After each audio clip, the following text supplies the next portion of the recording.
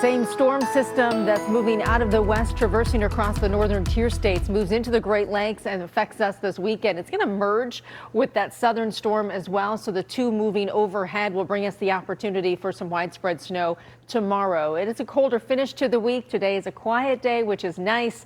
And then tomorrow we'll watch for some snow, accumulating snow from the mid-morning hours for some folks all the way into the evening, and then cleaning things up on Sunday. Downtown Detroit, sunshine, 23 degrees right now. We have winds at 8 miles per hour, much lighter than we had last night. Boy, those winds were howling overnight and very steady this morning.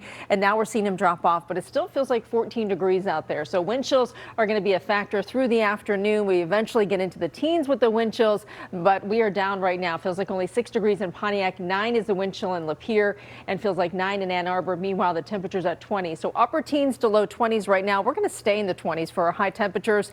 And we do a little comparison to this time yesterday. We're down about 10 to almost 15 degrees across the board. So what a difference with the cold front that moved through.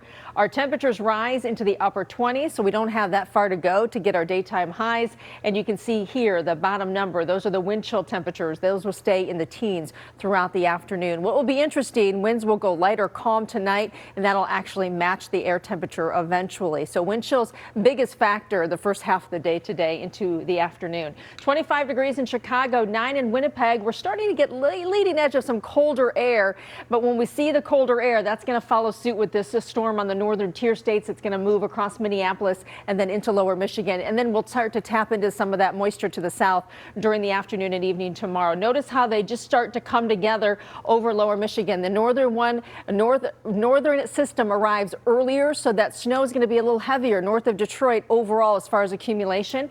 To the south, it arrives a little bit later in the afternoon and evening. And notice there is a gap in between the two systems. So if this really pans out and there is a little bit of a gap, you're going to lower those snow totals certainly, and not going to see as much than we're going to see off to the north and south. So it may just be sort of a split forecast overall.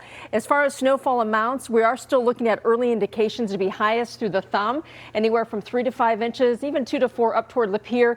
And most of Metro Detroit, about 1 to 3 at this point. We'll continue to adjust this. We do have that time and that flexibility as these systems continue to come together. But temperatures will remain on the cold side tomorrow, low 30s on Sunday, and then some more snow chances next week.